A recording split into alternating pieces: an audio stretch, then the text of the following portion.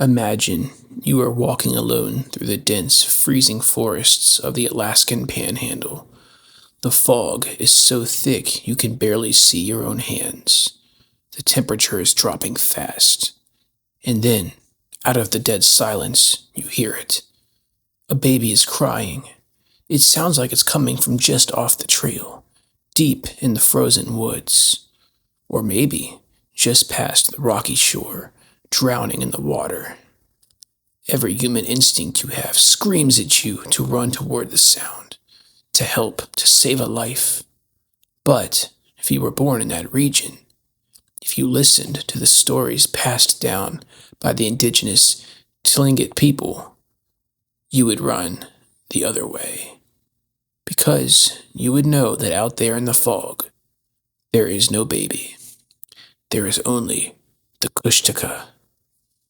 When we talk about cryptids, we usually talk about Bigfoot, the Loch Ness Monster, or the Chupacabra, monsters that are practically celebrities. But the most terrifying cryptid in North America is one that almost nobody outside of Alaska has ever heard of. To understand why the Kushtaka is so terrifying, you have to understand where it lives. Southeastern Alaska is one of the most unforgiving environments on Earth. It is a maze of deep fjords, freezing waters, and dense, dark rainforests. If you fall into the water here, you don't drown. Not first, anyway. The cold shuts your organs down in minutes. It is a landscape where humans are not the apex predator. We are just fragile meat wrapped in coats. And in this environment, the Tlingit people have whispered about a creature for thousands of years. A creature whose name translates to the land otter man. The Kushtaka is a shapeshifter. In its natural form, it looks like a horrifying hybrid between a man and an oversized river otter. It walks on two legs, covered in slick, matted fur, with long claws and jagged teeth. But you will almost never see its true form, because the Kushtaka doesn't hunt by overpowering you. It hunts by tricking you. It is a master of acoustic illusion. The Kushtaka mimics the exact sounds that are guaranteed to make a human drop their guard. It mimics a crying infant abandoned in the snow. It mimics the desperate screams of a drowning woman. It mimics the voice of your best friend calling your name from the tree line. And the moment you leave the trail to go help, you belong to them. But here is where the Kushtaka differs from every other cryptid, monster, or wild animal on Earth. A bear wants to eat your flesh. A wolf wants to tear your throat out. The Kushtaka does not want to eat you. It wants to recruit you. According to legend, the Kushtaka prey on the lost, the freezing, and the dying. When a sailor's ship goes down in a storm, or a hunter loses his way in the blizzard, the Kushtaka appear. But they don't look like monsters. They appear as your loved ones. They will approach a freezing man disguised as his wife, offering him a warm blanket and a fire. They will wrap their arms around him, telling him the ordeal is over. But the blanket is an illusion. It is actually freezing mud, kelp, and ice. The Kushtaka tricks the dying person into succumbing to the cold faster. And as the victim's soul leaves their body, the Kushtaka steals it. The victim is transformed. They don't go to an afterlife. They become a Kushtaka themselves, doomed to roam the frozen coastlines forever, tricking other humans into the exact same trap.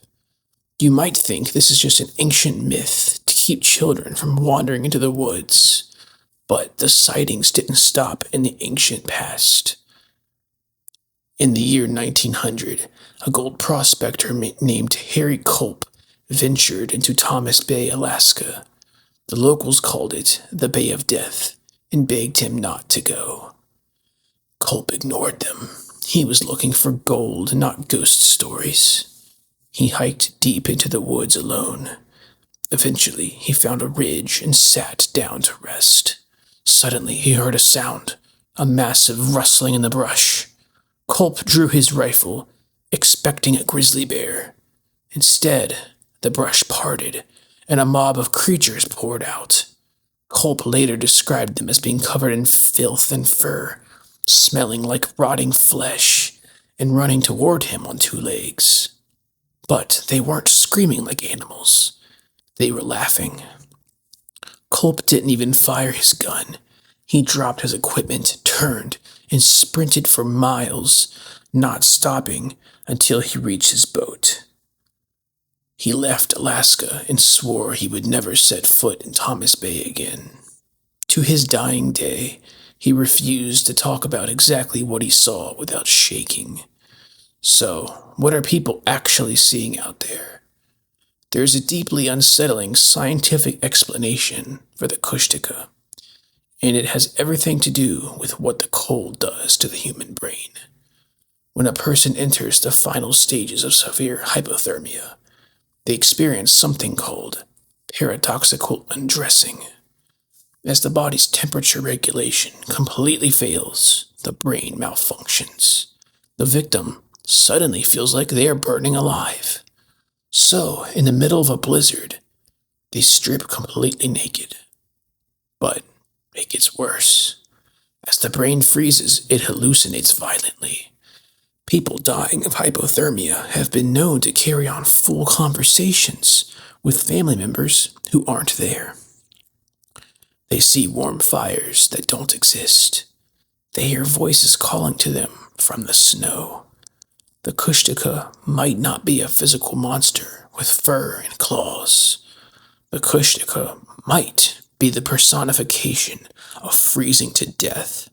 It is the hallucination of comfort right before the end. The false warmth, the trick of the brain that tells you to just lie down and go to sleep. But that still doesn't explain everything. Alaska has the highest rate of missing persons in the entire United States. People vanish at a rate of 42 out of every 100,000. Thousands of people walk into the Alaskan wilderness and are never seen again. No bodies, no gear, no tracks, just gone. We blame the terrain. We blame the bears. We blame the crevices and the freezing rivers. But the indigenous elders of the region have a different warning. They say the Kushtaka are still there. They say that when you hear your name called in the woods, you must never answer back. If you answer, it locks onto your location.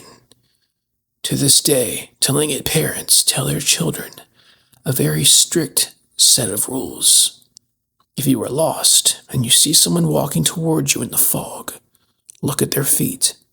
The Kushtaka can mimic your loved ones perfectly, but they struggle to mimic human hands and human feet. If the person walking towards you has paws, run. Most cryptids represent a fear of the unknown, a fear of a giant ape in the woods, or a prehistoric dinosaur surviving in a lake. But the Kushtaka is something much darker. It represents the terrifying idea that nature is not just indifferent to your survival. It actively wants to deceive you.